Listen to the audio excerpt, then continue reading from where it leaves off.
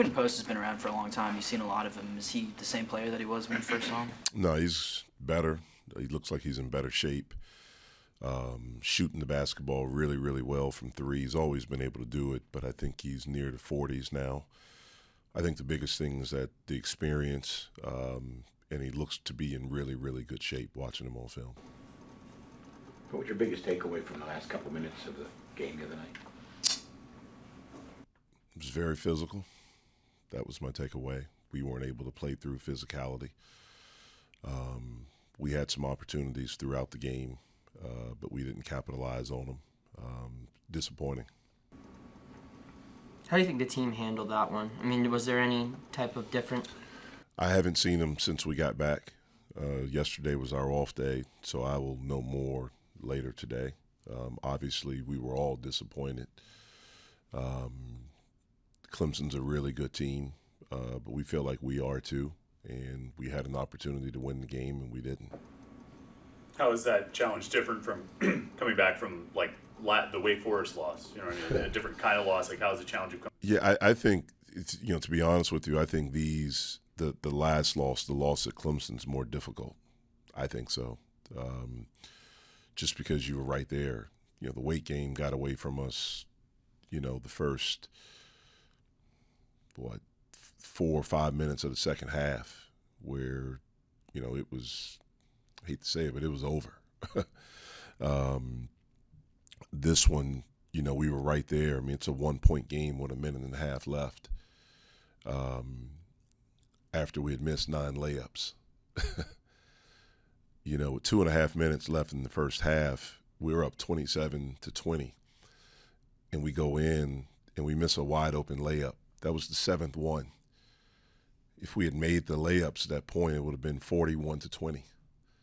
That game's probably over. And that, not that Clemson wouldn't have continued to fight, but if you have that kind of lead, so we have to be able to do that. We have to be able to finish, though.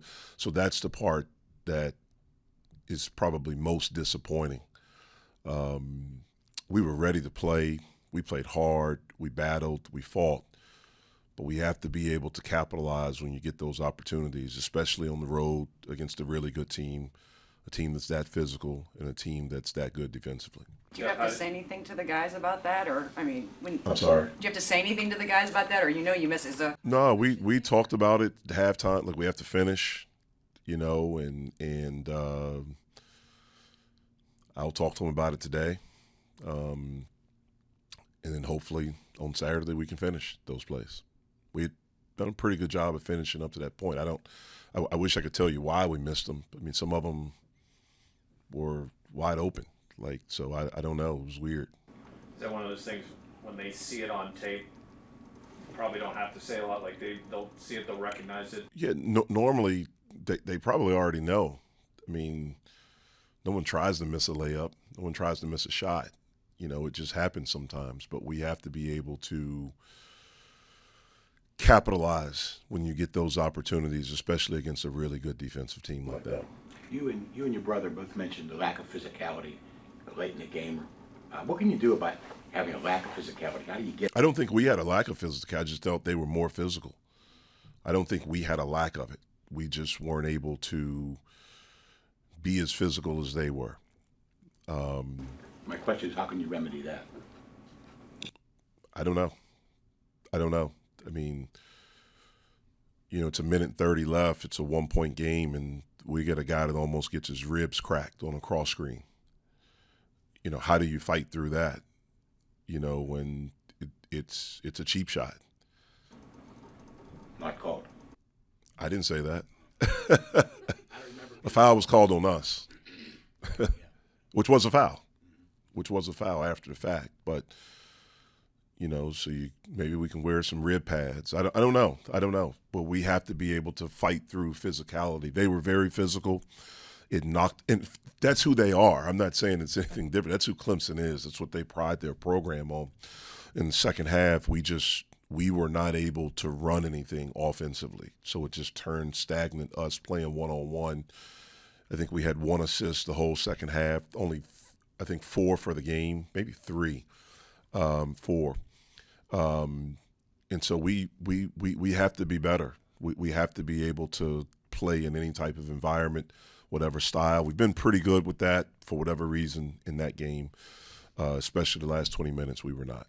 I know Blake is Blake, and he forgets from shot to shot, but that wasn't a Blake-like game.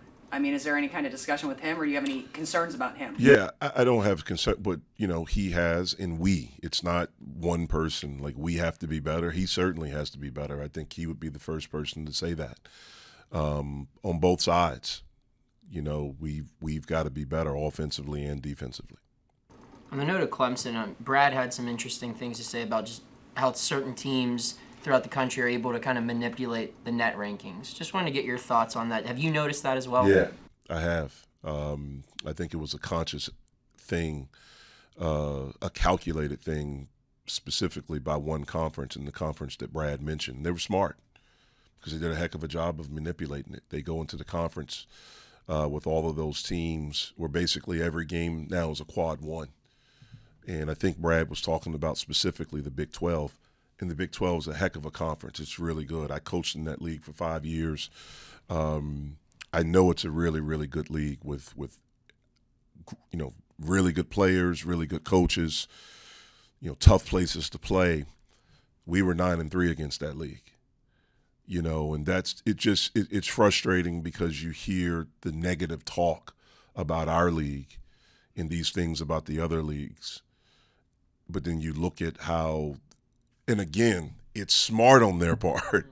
It's smart as a league, as a conference, as a commissioner of the conference, whoever the commissioner is specifically for basketball, the ADs, the coaches, to be able to do it where they play these non-conference schedules that are not very challenging when you look at the numbers. And you beat them by a whole lot. The average margin of victory, I think, was 27 points. And that skews the numbers. And so then you go into conference now where every game is a quad one game. And so that's how you end up getting 9 teams in the league. And so, again, it's something that we have to figure out. Talking about it now, and it seems like it's become a conversation. Someone sent me something yesterday where someone said, I think it's Stanford Steve. That's okay. All right. He's the betting dude, right? Yeah. Okay. Okay. I think it was him. Someone sent me something where I think he put out, I think it was him. If it's not Stanford Steve, I'm sorry, but where he said it's going to be interesting how they view the Big 12 because of that. And he had specifically what these schools' strength of schedules were, who they played, and then, the average margin of victory. Because it's talked about, it'll probably change next year.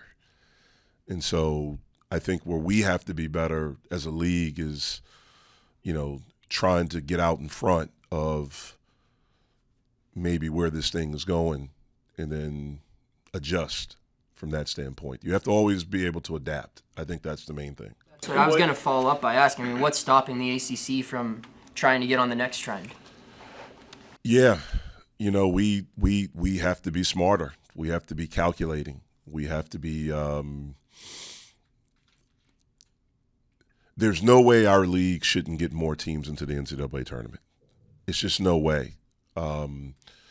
If you look at the past few years, I sat with you guys in here. I don't know if all of you were here, but when we found out that we were in, and I think one of you asked, was I worried? And I said, no, I was lying. I was worried. I was worried when it started because I started seeing these seeds, and I'm like, my God, I thought we were in, but we could possibly not make this thing. And then the fact that we were one of the last teams in, like that's, with winning 14 games, Clemson won 14 games in the league last year and didn't make it in. Like, that's ridiculous. And so we have to be better as a league. We have to figure things out, and we have to be in lockstep. There's certain programs. Like if you look at the Big 12, there's certain programs that don't. Like Kansas doesn't have to do it because they're Kansas. You know what I mean? Like in our league, North Carolina and Duke don't have to do it because they're North Carolina and Duke. But the rest of us need to be in lockstep with what we're trying to do so we can get more teams in. If the Big 12 How do they become quad one teams then? It seems like there's a metric where the margin of victory, if you win by a lot, then no matter who you play, if you win by a lot, someone told me, I don't look at this stuff, so I don't, people tell me, I have people on my staff that do, because I can't, I'm trying to figure out how to beat BC. That's all I, try to figure out. But for instance, after we beat Louisville, who does not have a good record, I don't know of what they are. I don't know if they're quad 3 or quad 4. I know they're not 1 or 2. But we beat them by a lot. We jumped, I think, by 14 spots. Virginia Tech, who is a really good team, and where their numbers are, we ended up winning that game by 15, I think. So we jumped by a lot. And so it's interesting because if you have a lead late in the game, do you put your walk-ons in? Or do you keep scoring to try to build a lead? I've had coaches say to me that, if they're down a lot late in the game, they don't sub. They hope the other team subs and puts their walk-ons in, so all of a sudden if they're down 20, maybe they only lose by 10 because of what it does. And so that's what it does. It takes the human part of it out too, because your walk-ons work, they do all these things. If you have an opportunity to put them in, you should do that. But if you go by the metrics, you shouldn't. So it's a complicated thing, man. And, I wish that was not the only thing that determined. I wish there were some human beings that looked and watched and saw and really studied and picked, who makes the tournament, not going by just computers and numbers and things like that. Should there be? Is there anything you guys could do as a league, as coaches, in the last couple of weeks to say, hey, we're playing good basketball here, and impact what the committee's doing? I don't think so. I mean, we talk about it. Our league talks about it. I think our league has done a really good job this year of putting information out, to the media of what we're doing as a league, of our numbers, and things like that. I think our league has done an outstanding job of that.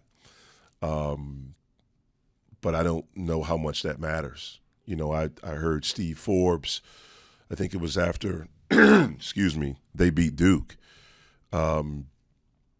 He talked about his frustration with it. And his was a little bit different. His was a little bit more pointed because it was talking about one of the talking heads, the national people, taking shots at our league, because of the past players of the year. Isaiah Wong, Moses Wright, Alondis Williams. It at times it does seem personal, and I've wondered why. I don't know if because, I know when I was in the Big 12, I can say this, when I was in the Big 12, there was a feeling in that league, the 5 years I was out there, that there was an East Coast bias, that everything was to the East Coast, to the ACC and Big East.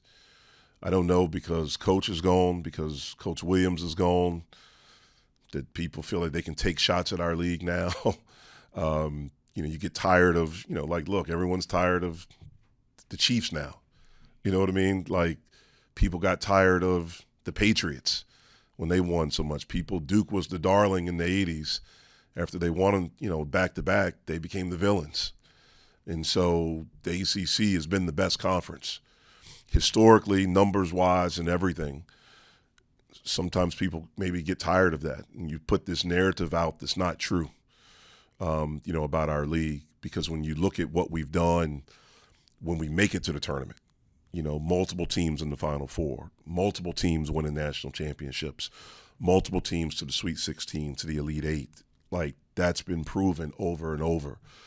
You can take it with draft picks. You can take it with national championships. All of those things, these other leagues pale in comparison to the history of our league. And so maybe that's why the narrative is being created, and they have the numbers to back it up.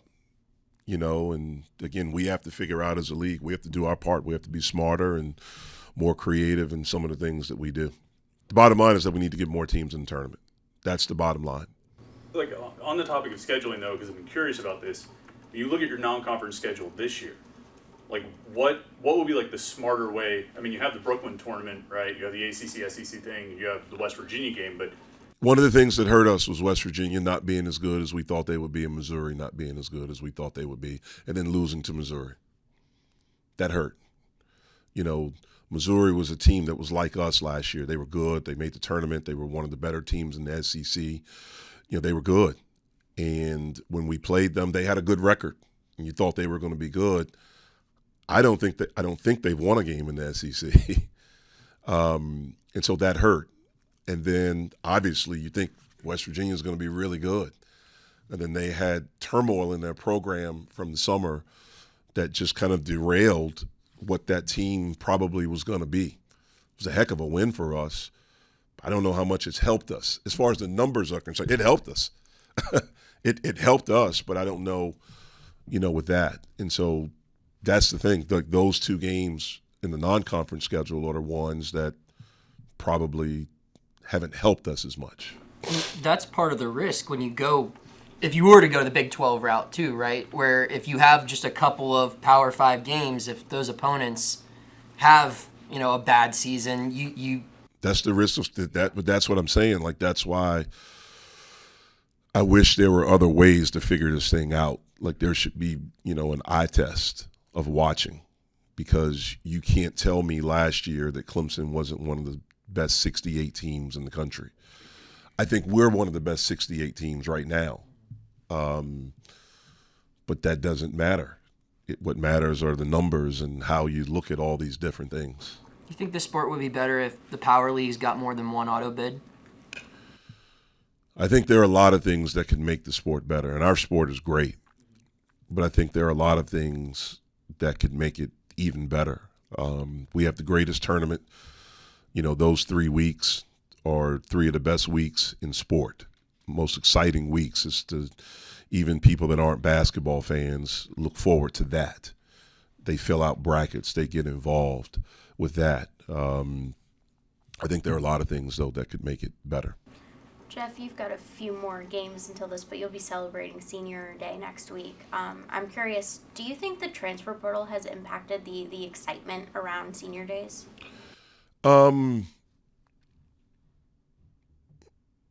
Maybe. I think it depends. I think if you have a guy that comes in for like 1 year for that, then maybe I don't know if there's a connection with fans anymore like it used to be. It used to be where I've had some people here, some people that are longtime fans, donors, have loved Pitt basketball. I remember going to dinner with this couple a couple years ago, I think, or last spring, and they talked about how they would pick a guy when he was a freshman, and that would be the guy, and they would watch him and cheer for him or whatever. And by the time he was a senior, and in this program, with Jamie, they would redshirt guys, so it would be like fifth year, like you really got to know him, you got to watch him grow up. You don't see that much anymore. Now, I will say last year I thought it was special with 1 year guys, with Nelly, with Greg. But that was because of what we did. So I still think you can have that. Like, Blake's a transfer. This would be his second year with us. This is his second year, I should say, with us. I think it'll be very emotional. I know it will be next week because of what he's done for this program. But I do think it is a little bit different but everything is different from how it was 5 years ago. Not even ancient times when I played 5 years ago. I mean, it's the game is completely, the business of basketball has completely changed. The game itself has changed a little bit, but it's always changing. But the business of it, everything around it has completely changed. For you, do you think that's, is it cool to see the fans rally around those 1 year guys or those 2 year guys like Blake, like Nelly? Yeah, I think it is, but they have to do something really good. They have to leave a mark. Nelly, Greg, those JB was a 2 year guy. Nike ended up being a 3 year guy, so you got to know them a little bit more. But they did something special. I think that's why it will be that way with Blake, because he's done something special here. last year, and I hope we do something special this year. I hope we're able to do. But him individually, what he's meant to this program, to this university, to this athletic department, and hopefully I just hope everyone really appreciates what he's done. Coach, can I pivot for 1 minute? Can you talk about Bill Hillgrove and the news this morning? I mean, you're Yeah, I just heard it when I was walking down here. I didn't know. but as a Steeler fan and as somebody who works with him, Yeah, well, he's awesome. I mean, first and foremost, it's awesome when you get to do it your way and you're not pushed out. So that's not many people in what we do have an opportunity to go out that way. I'm glad he'll still be with us, but as a Steeler fan, it's going to be different not hearing him, on the radio. Because he's been a staple of that organization, for so long. But again, I'm grateful that we still have him, that he'll still be a part of what we're doing here with our men's basketball program. And when you get a chance to be around someone like that, you cherish every moment that you have. thank you. What I'm not sure if we've asked in a while. How's Papa Tante doing? Yeah, he's doing really, really well. He's able to do more stuff now, as far as nothing on the court, as far as practice or anything, but he's able to do some court work, just some shooting and anything that doesn't involve cutting right now. He's had an unbelievable attitude of how he's approached his rehab, and has done an outstanding job. He's gotten better in practice, just as far as he's gotten stronger, learning how to compete more, going against those guards every day, being a big part of the scout team. I think that's helped him. And so I just think he's gotten better from all those ways. He's gotten stronger, learned how to compete more, learned how to play harder, all of those things. Whitfield Championships, obviously, in this building this weekend. How important is that for you to have all these highly touted players come in and play in your building? I think anytime you can get prospects in your building to play, especially locally, a lot of kids. I know when I was growing up, when I was their age, it was a big deal when we got to play in the Smith Center or we got to play in Reynolds Coliseum. That's where State played when I was coming up. In the summer with certain AAU tournaments, you got to play in Cameron. That was always a big deal to play in a, place like that on a college campus, on that arena, in those arenas, on those courts. And I hope the kids here feel the same way about the Pete. What are the rules? Are you, like, contact-wise? I mean, it's your building, right? Can you just go talk to them? I mean, like, what are the recruiting rules? Yeah, I can talk to them. I can say hello. I think that's all I can do. I don't know. The rules change. You can sue now and change every rule.